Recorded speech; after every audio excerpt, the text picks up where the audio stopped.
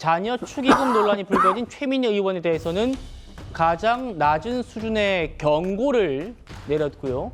성비위 의혹을 받고 있는 장경태 의원에 대해서는 결론을 내리지 않고 심사를 계속 이어가기로 했습니다. 목소리 들어보시죠. 사실 문과 출신인 제가 양자 역학을 공부하느라 거의 밤에 잠을 못 잘 지경입니다. 매일매일 양자 역학 공부하고 내성암호 공부하고 정말 집안일이나 딸의 결혼식에 신경을 못 썼습니다. 저는 딸이 국감 기간 중에 국회에서 결혼하는 것을 말리지 못한 점에 대하여 이 부분에 대해서 깊이 사과드립니다. 그러나 제가 하지 않은 일에 대하여 사과드릴 수는 없습니다. 거짓말한 거 하나도 없습니다. 추행은 없었습니다. 이 사건은 데이트 폭력 사건입니다.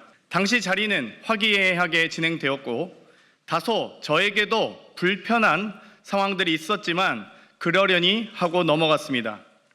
그러던 중 갑자기 한 남성이 나타나 큰 소리를 지르며 폭력을 행사하기 시작했고 그 자리를 떠났습니다. 무려 1년이 넘은 지금 고소장이 제출되었고 그 의도와 동기를 의심할 수밖에 없습니다.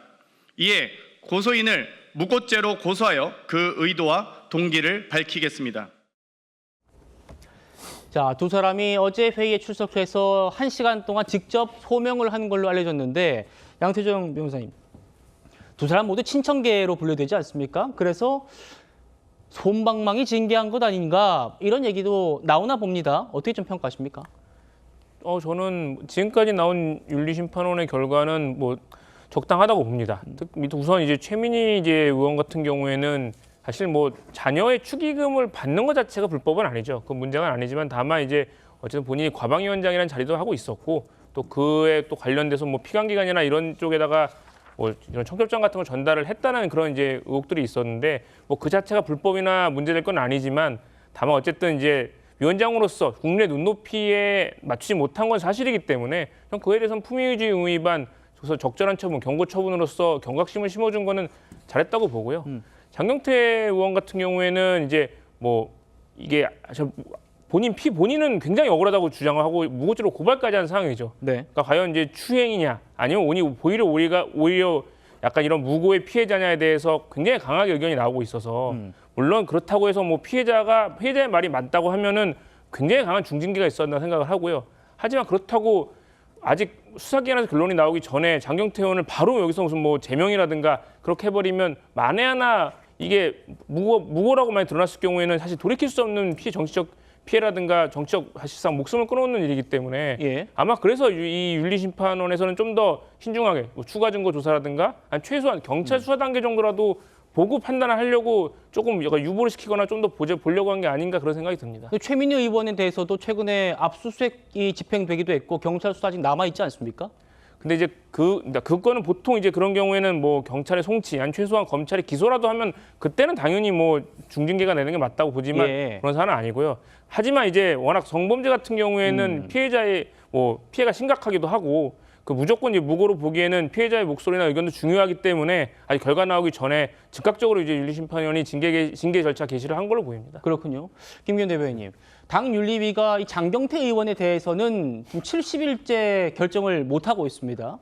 그러는 사이에 피해자 측에서 아주 괴로운 심정을 담은 A4용지 11쪽 분량의 의견서를 제출했어요. 민주당에. 여기에 이런 내용이 나옵니다.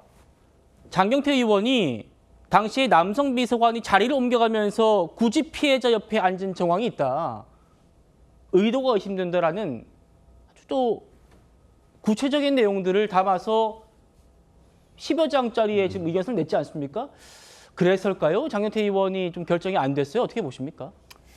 사실 뭐 무슨 일이 있으면 정청래 대표는 윤리감찰 얘기를 하는데 지금 뭡니까? 윤리감찰이 사실상 어떤 사안을 뭉개는 데 도움이 되고 있습니다. 경찰 수사도 제대로 되지 않고 있다는 데 좀 분노를 금할 수밖에 없는데 성폭행 사건 관련해서 이렇게 영상이 있고요.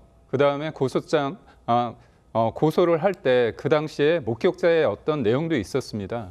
그런데 지금 장경태 의원 같은 경우는 어떻게 합니까? 본인이 가해자임에도 불구하고 피해자 코스프레를 하고 있습니다. 심지어 이를 보도한 TV조선 관련해서 뭔가 영상을 조작했다고 그런 얘기까지 하는데 영상 그대로 다 내지 않았습니까? 제일 중요한 건 뭐냐면요.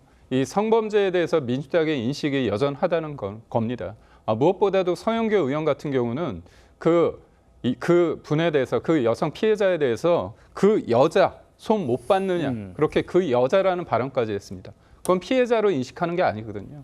예전에 민주당에서 박원순 전 시장 관련했을 때 나왔던 내용이 뭡니까? 피해 호소인이잖아요. 그래서 당내 분위기가 이런 상황이기 때문에 당연히 윤리심판원에서 어떤 내용이 나오겠습니까? 그래서 윤리심판원에서 어떤 답을 기대하는 거는 적절치 않은 것 같고 제가 최민희 의원 관련해서 윤리심판원에서 이제 경고가 나오지 않았습니까?